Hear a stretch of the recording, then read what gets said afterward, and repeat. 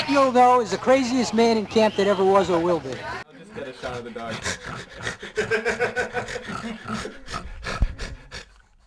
The interest-motivated camping was absolutely unknown. And I was interested at the very beginning in the construct of interest-motivated camping, because all the camp experience I had were hateful. You know, 9 o'clock you go to shooting, 10 o'clock you play baseball. If you don't like it, tough shit. You've seen these camps. And that's what they all were like when I was a kid. I ran away. I was at several boys' camps. I used to run away every summer into the woods. They wouldn't find me because I was not an athlete. They wouldn't find me until the end of the summer.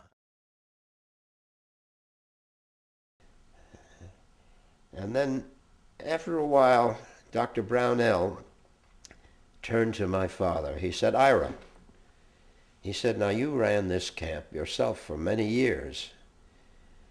And now your son is running this in apparently a very different manner. What is your reaction?" He said, "Well, I'm not at all impressed or pleased with this change in philosophy." Almost went through the floor. But then he added the following. He said, "But I'll have to tell you something. In all of my years of being a camp director, I never saw campers and counselors so happy in this program as they are now." So that was quite something.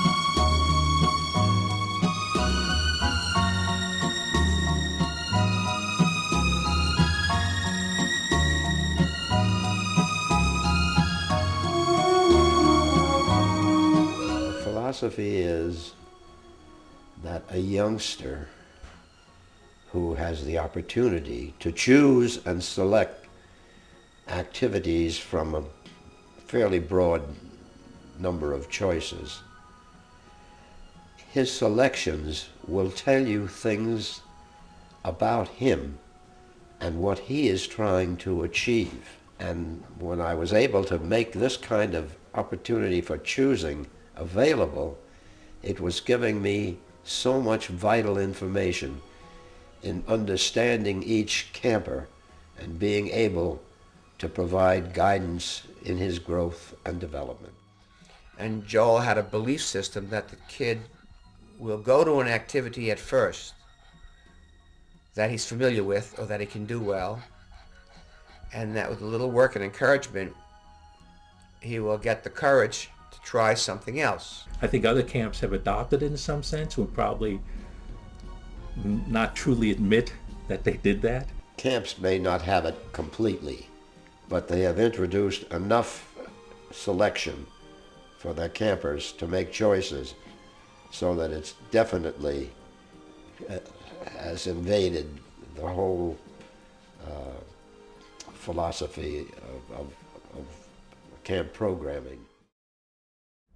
I came in '62. Tim Wilson was already there, and Tim was actually not the first. I think there was someone prior to Tim that was the first black counselor that he had back in the '50s. So that definitely is before Brown versus Board of Education. Joel always believed in the importance of racial equality, of equality among the sexes, men and women, and these are things he fought for. I always felt that I was running a non-sectarian camp, but I had no black minority campers at all. Right about that time, Martin Luther King got killed,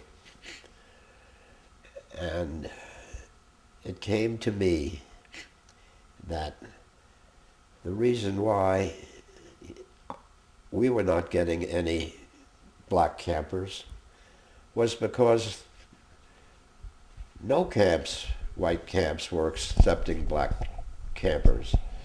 And so no parents knew much about them or wanted, to bother to try. So I decided to contact my camp families and indicate to them that I was establishing a scholarship program for minority groups, and that I hoped that they would help me by recommending to me families that they knew, black families that had a child or children, and who they thought could benefit from a program such as ours. He was ahead of his time in a lot of that stuff, really was. But it was a matter of what are the campers going to get by having an integrated counselor staff. And if you look at what Seeds of Peace attempts to do, that's what Joel was doing in a different sense with American campers and counselors from different backgrounds, is to see how the other people live and what their philosophies are. And that's a great growing experience that was not afforded back in the time that Joel started it.